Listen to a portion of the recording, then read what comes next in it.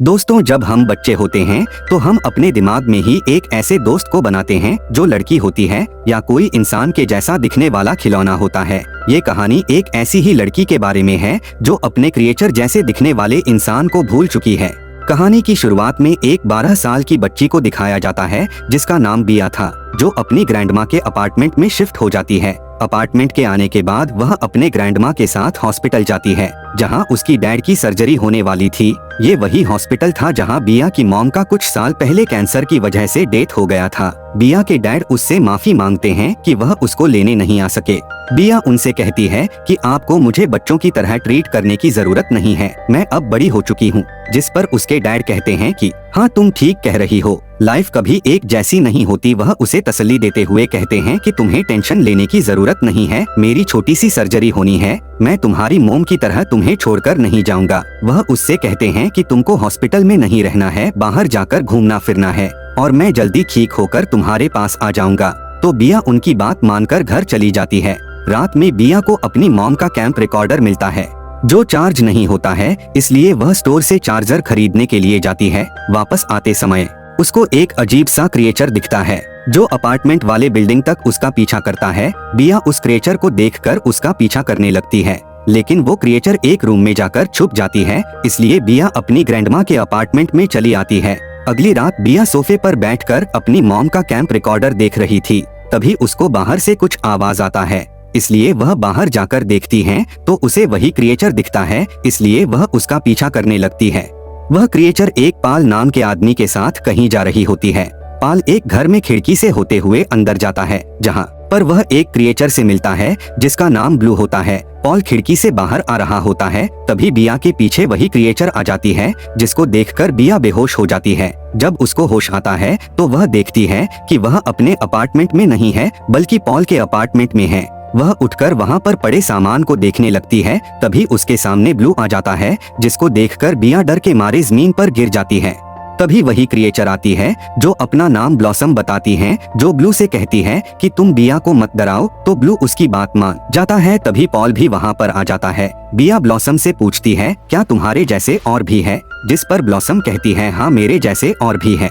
वह बताती है कि हमें इफ कहा जाता है, यानी इमेजिनरी फ्रेंड्स। वो बिया को बताती है हम छोटे बच्चों के इमेजिनरी फ्रेंड्स बनते हैं। बिया ब्लॉसम से पूछती है कि तुम आज रात क्या करने वाली थी, जिस पर ब्लॉसम कहती है कि हम ब्लू के लिए एक नया बच्चा ढूंढ रहे हैं ताकि ब्लू उसका इफ बन सके, क्योंकि ब्लू जिसका इफ था वो बच्चा अब बड़ा हो चुका है, अब उसको ब्लू की जरूरत नहीं है। पॉल बिया से कहता है कि अब तुम्हें वापस जाना चाहिए, जिस पर ब्लू कहता है कि नहीं, बिया एक बच्ची है, उसे हमारे साथ खेलने दो। जिस पर बिया ब्लू से कहती है कि मैं कोई छोटी बच्ची नहीं हूँ, मैं 12 साल की हो गई हूँ, अब मैं खेलती नहीं हूँ। अगले दिन बिया हॉस्पिटल में अपने डैड से मिलने के लिए जाती है जहाँ पर उसको ब्लू दिखता है। बिया उससे पूछती है कि तुम यहाँ क्या कर रहे हो, जिस पर ब्लू उससे ही उल्टा पूछता है कि तुम यहाँ पर क्या कर रही हो। बिया उससे कहती है कि मैं यहाँ अपने डैड से मिलने आई हूँ। बिया उससे कहती है कि तुम्हें दूसरे लोग नहीं देख सकते हैं और मुझे तुमसे बात करता देख लोग मुझे पागल समझेंगे। बिया ब्लू को लेकर पॉल के अपार्टमेंट में जाती है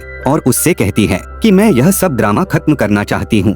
तो ब्लू का मुंह एकदम लटक जाता है। ब्लॉसम उससे कहती है कि हम बस यही चाहते हैं कि तुम नए बच्चों को ढूंढने में हमारी मदद करो ताकि फिर से हम किसी बच्चे का इफ बन सके। बिया पॉल से कहती है कि मैं अगर तुम्हारी मदद करूं तो क्या सब कुछ ठीक हो जाएगा। पॉल उसे कहता है कि जैसा तुम चाहती हो वैसा कुछ ठीक नहीं होगा। बिया को वहाँ पर एक मेमोरी लैंड का बुक नजर आता है जिसमें बहुत सारे इफ का इंफॉर्मेशन था। बुक पढ़ने के बाद भी बिया पॉल से कहती है कि मैं तुम्हारी मदद करने के लिए तैयार हूँ। अगले दिन बिया पॉल के साथ मेमोरी लैंड जाती है जहाँ उसको बहुत सारे इफ दिखते हैं। मेमोरी लैंड में पॉल बिया को एक बहुत बूढ़े टैडी इफ से मिलवाता है। वह टैडी से बताता है कि बिया नए बच्चों को खोजने में हमारी मदद करना चाहती है, जिस पर टेडी मान जाता है। मेमोरी लैंड से आने के बाद बिया अपने डैड से मिलने के लिए जाती है जहां उसकी एक बच्चा नजर आता है जिससे वह पहले भी मिल चुकी थी। बिया उससे पूछती है कि क्या तुम्हारा कोई इफ है, जिस पर वह बच्चा मना करता है। वह उससे पूछती है कि क्या तुम्हें इफ की जरूरत है, जिस पर वह बच्चा हाँ कहता है। इसलिए बिया मेमोरी लैंड में जाकर बहुत सारे इफ का इंटरव्यू लेती है। इसके बाद वह कुछ चुनिंदा इफ को लेकर हॉस्पिटल में उस बच्चे के पास जाती है। बिया उस बच्चे से कहती है कि मैं तुम्हारे लिए कुछ इफ लेकर आई हूँ, उनमें से जो भी तुम्हें दिखेगा वह तुम्हारा इफ बन जाएगा। बिया अपने ले गए सारे इफ को उस बच्चे से मिलवाती है, लेकिन उनमें से एक भी इफ उस बच्चे को नजर नहीं आता है, क्योंकि इफ को हर कोई नहीं देख सकता था। पॉल और बिया दोनों इसके बाद बहुत निराश हो जाते हैं। बिया बूढ़े टैडी से मिलती है, जो उसको बताता है कि शायद इफ को नए दोस्तों की जरूरत नहीं है, उन्हें वही पुराने बच्चे चाहिए जो अब बड़े हो चुके हैं, जो अपने इफ को भूल चुके हैं। रात में बिया अपनी ग्रैंडमा से पूछती है कि आपको बचपन में किस चीज में ज्यादा इंटरेस्ट था, जिस पर ग्रैंडमा उसको बताती है कि मुझे डांस करना बहुत अच्छा लगता था और उसके ग्रैंडपा भी उनको डांस करता देख बहुत खुश होते थे। वह अपनी बहुत पुरानी फोटो उसको दिखाती है, जिसमें बिया देखती है कि ग्रैंडमा के पीछे ब्लॉसम खड़ी है। ये देखकर बिया बहुत हैरान होती है। तभी उसको बूढ़े टैडी की बात याद आती है। वह ब्लॉसम के पास पहुंचती है और उससे कहती है कि क्या तुम मेरी ग्रैंडमा की इफ हो, जिस पर ब्लॉसम हाँ कहती है। बिया उससे कहती है कि मैं तुम्हें उनसे मिलवाना चाहती हूँ, जिस पर ब्लॉसम कहती है कि मैं तो उनके आसपास रोज भटकती हो, लेकिन वह मुझे कभी नहीं देखती। पॉल उससे कहता है कि अगर तुम्हारी ग्रैंडमा को कुछ याद नहीं है तो तुम इसमें कुछ नहीं कर सकती। लेकिन बिया हार नहीं मानती और ब्लॉसम को लेकर अपनी ग्रैंडमा के अपार्टमेंट में जाती है और अपनी ग्रैंडमा का फेवरेट म्यूजिक चलाकर ब्लॉसम के साथ सोफे के पीछे छुप जाती है। म्यूजिक की आवाज सुनकर ग्रैंडमा वहां पर आती है और बिया को आवाज देती है, लेकिन बिया उनको कोई जवाब नहीं देती। इसके बाद वह अकेले ही म्यूजिक पर डांस करने लगती है। ग्रैंडमा को डांस करता देख ब्लॉसम भी उनके साथ डांस करना शुरू कर देती है। तभी धीरे धीरे ग्रैंडमा को ब्लॉसम की याद आने लगती है। ये देखकर बिया बहुत ही खुश होती है, क्योंकि उसने फाइनली अपनी ग्रैंडमा को उनके इफ से मिलवा दिया था। इसके बाद वह ब्लू के दोस्त जेमी को उसे मिलवाने के लिए ढूंढने लगते हैं।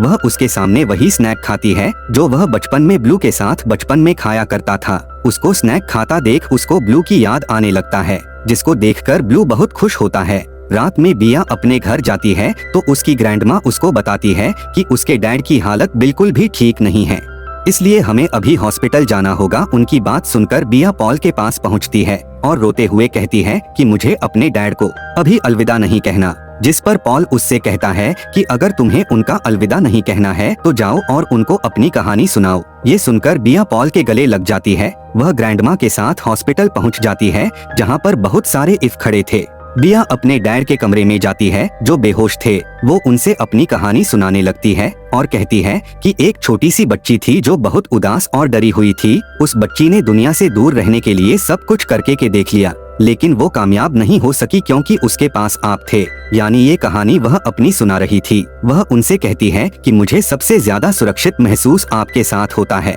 इसलिए मैं आपको अभी जाने नहीं दे सकती क्योंकि मैं एक छोटी बच्ची हूँ। ये कहानी सुनाकर वो रोने लगती है। तभी उसके पिता को होश आ जाता है और वो उससे कहते हैं कि कहानी अच्छी है, लेकिन फिर आगे क्या हुआ। डैड को होश आता देख वो खुशी से उनके गले लग जाती है। हॉस्पिटल से आकर वो पॉल के अपार्टमेंट में उसको थैंक्स कहने के लिए जाती है। वो दरवाजा खटखटाती है, लेकिन कोई भी दरवाजा नहीं खोलता। तब एक बूढ़ी दादी वहाँ पर आती है और बिया से कहती है कि ये एक स्टोर रूम है। ये सुनकर बिया हैरान हो जाती है। अब जो उसके डैड ठीक हो गए थे, इसलिए वह लोग अपने घर जाने के लिए पैकिंग करने लगते हैं।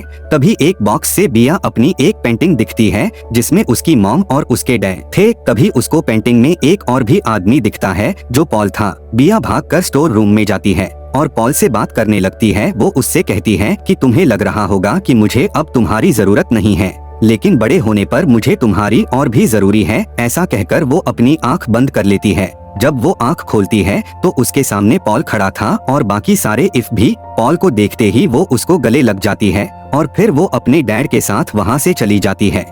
ग्रैंडमा उनको अलविदा कहकर ब्लॉसम से कहती है कि अब हमें भी अंदर जाना चाहिए, जिसे सुनकर ब्लॉसम बहुत खुश होती है क्योंकि अब ग्रैंडमा उसको देख सकती थी। अगले सीन में हम देखते हैं कि पॉल ने सारे इफ को उनके दोस्तों से मिलवाना शुरू कर दिया है जो अब बड़े हो चुके हैं।